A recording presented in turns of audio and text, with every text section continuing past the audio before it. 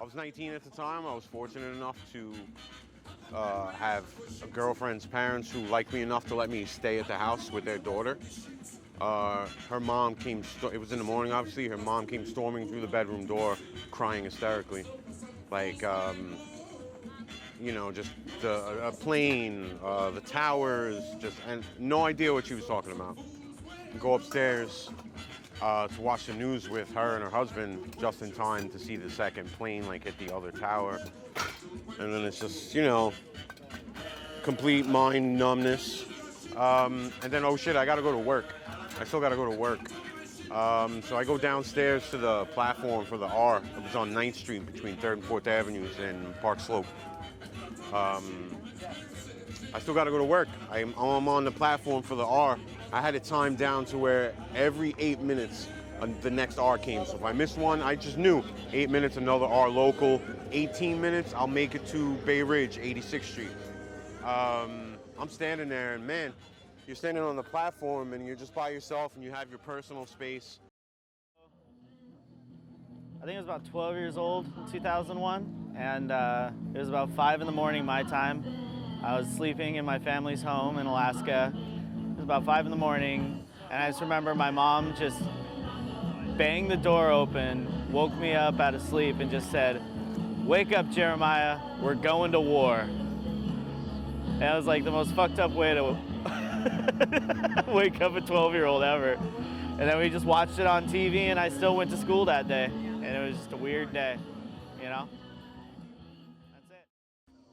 When the towers fell, oh man, I was still a kid. I didn't go to school that day, like just cause I didn't go to school a lot. I was home that day, and I remember I was watching like a rerun of like Little Bill or Franklin, the Turtle Show on Nickelodeon. And I remember my oldest brother coming in and being like, "The World Trade Center collapsed."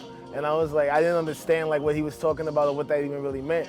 And I got scared because all I heard was the world collapsed. And I was like, the world collapsed? Like, what does that mean? Like, is there a big hole in like the earth or something like that? And then I remember watching the TV and seeing everything. But yeah, I was home when it happened. Went from people being like 6 to 10 feet away from you to elbow to elbow, and it was ridiculous. And then they just came over the PA and was like, "Go home." There's no buses, there's no trains due to the events at the towers. There's nothing, like just go home. So briefly, less than 30 seconds, however long it took me to walk up the steps, to go up the stairs, to see sky again, I'm like, oh shit, no work, I don't gotta go to work, go back to the house, just chill.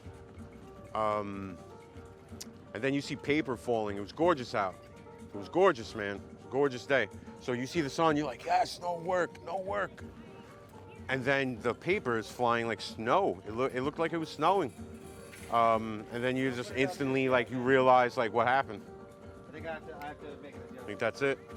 You know, and you got to go home and go back to my girlfriend's house and call my boss and tell them I can't come to work. I got to go to work. You know, I mean, I got to stay home. Oh, you can't walk? Like, no, I don't want to walk to work. You see what just happened on the TV? And, like, that was it. I lived right over here. I saw the paper, the smoke. It was wild, man. It was wild.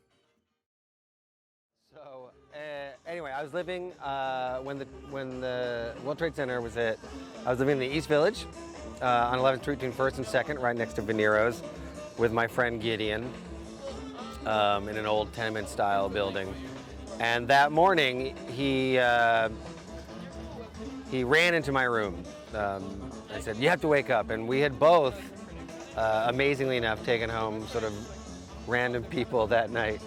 So he woke me up and I said, "What? No, go away. I got something going on." He said, "No, really, you have to get out of bed." And so then me, my old friend, and then these two strangers that we had brought home sat and watched TV and watched it on TV, watched the first tower fall, and then ran up to the roof, and you could see it from the top of our building. It was super intense.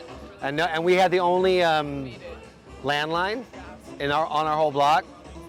So we're the only people that could get into contact with our families and loved ones, and so then everyone came over to use our phone. Well, I'm gonna get choked up.